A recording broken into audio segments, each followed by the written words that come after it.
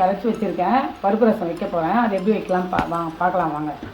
இப்போ அந்த மிளகாத்தூள் இருக்கு இல்லையா, ஒரு அரை ஸ்பூன் போட்டுக்கணும்.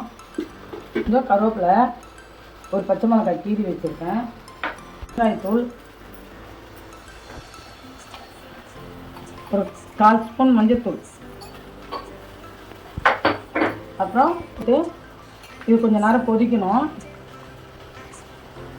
இப்போ 2 தக்காளி, சின்ன தக்காளி நான் மிக்சியில் போட்டு அடித்து வச்சுருக்கேன், அதையும் ஊற்றிக்கலாம். ஒரு 2 ஸ்பூனு உப்பு போட்டுக்காம. இது அவ்வளோதான். இதுக்கு தேவை வந்து வேக வச்சு வச்சுருக்கேன். இதுக்கு வந்து நம்ம பூண்டு போடக்கூடாது. மிளகு சீரகம் வந்து 1 ஸ்பூன் மிளகு, ஒரு ஸ்பூன் வந்து ஜீரகம் போட்டு பொடி பண்ணி வச்சுருக்கிறேன். இது நல்லா கொதித்தோடனே இறக்கிட்டு இந்த பருப்பு ஊற்றி, அதுக்கப்புறம் வந்து இந்த மிளகையும் போட்டுடணும். போட்டுட்டு மேலே கொதிக்கும் போது நீங்கள் மிளகு சேர்க்கக்கூடாது.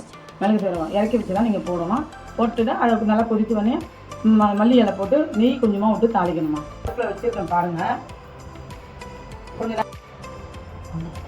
நேரம் கொதிக்கணும். கொதித்தோடனே கீழே இறக்கி வச்சுட்டு அதுக்கப்புறம் பருப்பு, இந்த மிளகு சீரகம் பொடி போட்டு, கொத்தமல்லி போட்டு, நெய் கொஞ்சமாக விட்டு, பெருங்காயம் போட்டு, கடுகு போட்டு நீங்கள் தாளிச்சிக்கணும். சிம்பிளாக இருக்கும் இது இல்லையா. சரி, அதில் இந்த பருப்பு சேர்த்துக்கலாம்.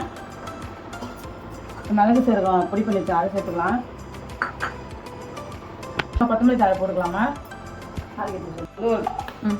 ஒரு தட்டி வச்சுக்கலாமா. அதில் ஒரு 1.5 ஸ்பூன் நெய் போட்டுக்கலாம்.